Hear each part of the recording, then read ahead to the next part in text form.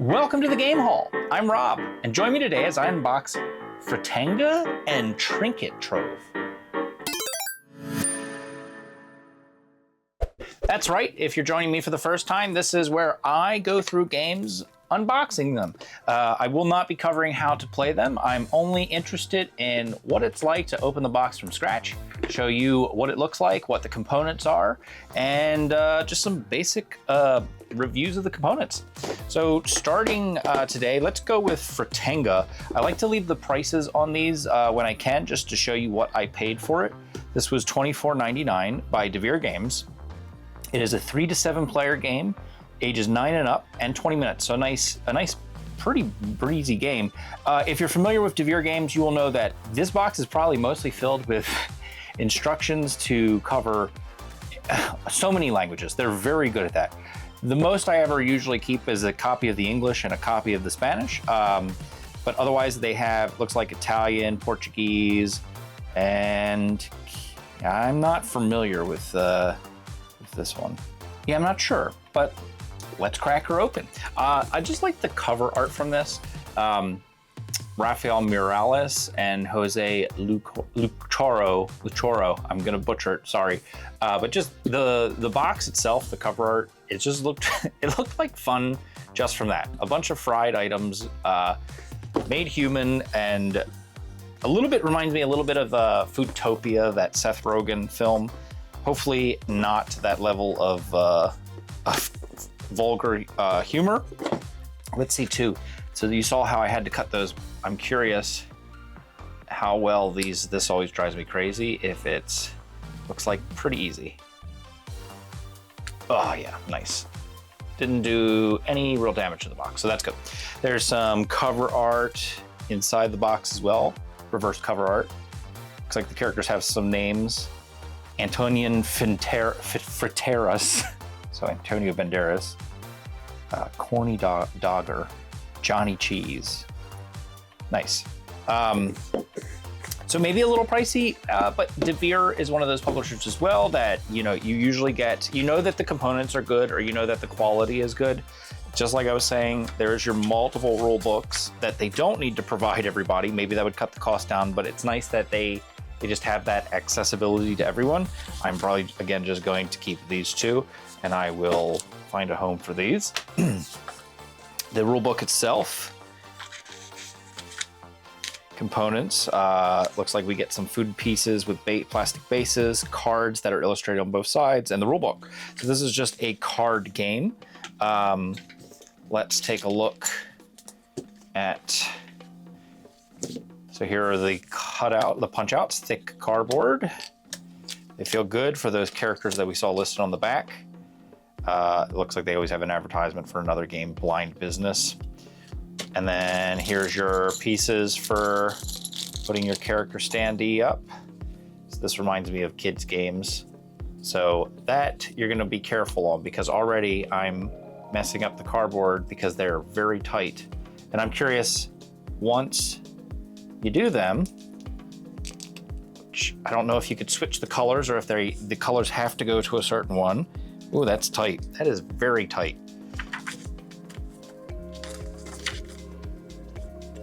It is, and it cuts into the cardboard. So be extremely wary of that. I don't know if you're supposed to choose a character color every time you play, but I could see that being really quick to damage. And you don't want to switch these back and forth. Maybe you just pick the color and that's what they are from that point forward. To go over real quick, this says the great escape of frozen food who are trying to survive the abyss of the deep fryer has begun. It is a big greasy mess. Jump, try to avoid the pitfalls of boiling oil, and ensure that it is the other food and not you who ends up in the extra crispy. Run for your life, you tasty treat. And then mostly this is just a card game. So the cards, as you can see, are also smaller than I thought. I thought maybe it would be a little bigger. Looks like we have 2 different backed cards. This looks like hot oil. And then, okay, so there's a couple. These are character cards again that are printed. So it's You have a regular side, and then you have a crispy side. Looks like you still get to live if you get fried. You're just not happy. Definitely not happy. This one's got, his hair has melted.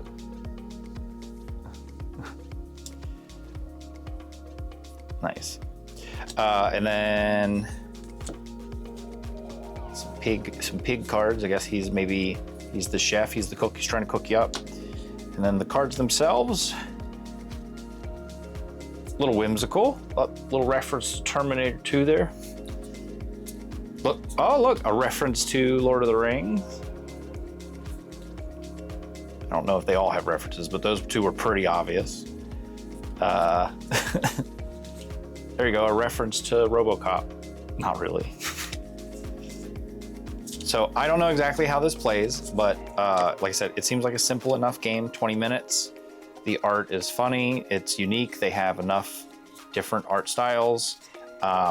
Components seem good, maybe a little much for what we're getting. I think the biggest thing that I would say right out the gate without even playing, I'm disappointed in, is just these being cardboard. That these pieces, it's just a matter, and maybe, let me test another one. Maybe it's just the one that I used, but the yellow one was just super tight. And now I can see they're really, there's not a lot of space there. And if you see how thick these are, and then you see already the damage that got me putting this in. I don't know how relevant they are to the game. It feels like maybe there's going to be a tableau that you move characters around. That would be a possible guess of how this is played. If laid out, let's see, yep. So there's the that, and it looks like you do have to move a character around. Maybe you could just do this with laying it flat on the table and not have to move that around. I don't know, but that's my only complaint. I'm a little surprised with that, but otherwise, looks cool. Does not come with anything additional, so I'm going to have to go into my reserve of plastic bags so that stuff isn't all over the place, so when we store it. But again, pretty good. We'll move on to Trinket Trove. All right, Trinket Trove cost me $20. This was, I know a lot of people were talking about this on their Gen Con 2025 lists. I think maybe it came out there. Came out a little bit before that here. So I saw it on the shelves, grabbed it. Again, not gonna go into how it is played, but it is a 2 to 6 player game, 30 minutes, and ages 10 and up. And this game, they say it is a thinky game. It is by a production company I'm not totally familiar with, Gamehead Productions. It says, beneath the floorboards and between the walls, a secret world thrives. By moonlight and collectors scurry into quiet corners in search of human trinkets to decorate their burrows. So maybe a set collection or something like score big for your collection of charming little trinkets. Offer trinkets from your hand to bid for turn order. So you have to bid on turn order, claim 2 sets of trinket cards, including other players. One of the things that drew me to this game, besides just the general buzz, was the artist Sandra Tang. I believe is the same artist that did the Flamecraft games, Critter Kitchen.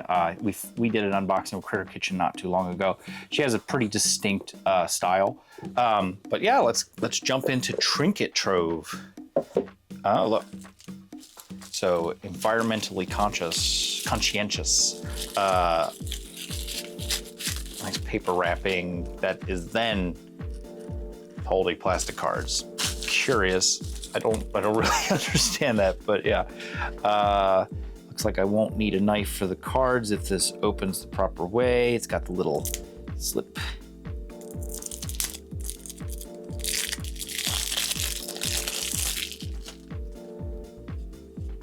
So the backing's nice. These are all backed the same. And then, okay, so this is interesting because it's the art of Sandra Tang, but it feels very much like kids' table games, like Maple Valley. Let's see if I have some Creature Comforts Maple Valley.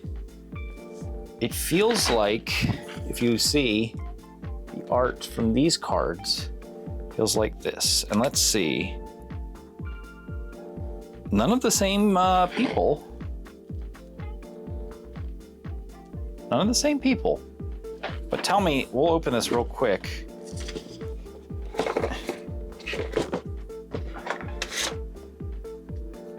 It's interesting. Obviously not the same art, but just the iconography and all. It just made me immediately think of this game. I don't know. Okay, but let's continue to look. So we have different set types: flowers, fishing lures, gemstones, maybe. I thought that was a bullet, but it's clearly a crayon. Bottle caps, a gel packet for freshness. This one, unlike the last one, gave us some plastic bags. Plenty of plastic bags, actually. Okay, so we have some punch outs and the rule book. So again, it looks like a bidding game where you're trying to bid for who can pick the cards first as they come out to either do set completion or collection. These are pretty good. I like his name, Gouda. Bernard, Nimbus. Bernard reminds me of the witches. Penfold. They pop out easy, nothing hard. Brigsby's a good name. And I assume we're just gonna put these in there. I don't know if the cards, I guess for storage sake, can be divvied up, because if we were to put them fully in the box, obviously I'm gonna put them in. It looks like it would fit. So let's see real quick. Cut to this. So it was easier to actually separate them in 2 bags just because of the size of the opening. They gave us 4 bags. I only needed 3. So putting this away, pretty self-explanatory. Cards, fit in there nice. Components, those little cardboard components, the instructions, and the box. And just so we have a little bit of reference for Fritanga, this as well was very easy. This was cards all, I supplied 2 little bags of my own that came with this. So the cards go in, the 2 sets of instructions. You could still fit probably all of them if you wanted to. In, no box lift, no muss, no fuss. Good to go. So again, this was Fritanga by Devir Games and Trinket Trove by Gamehead Productions. Check them out if you want, and thanks again for joining me. Until next time.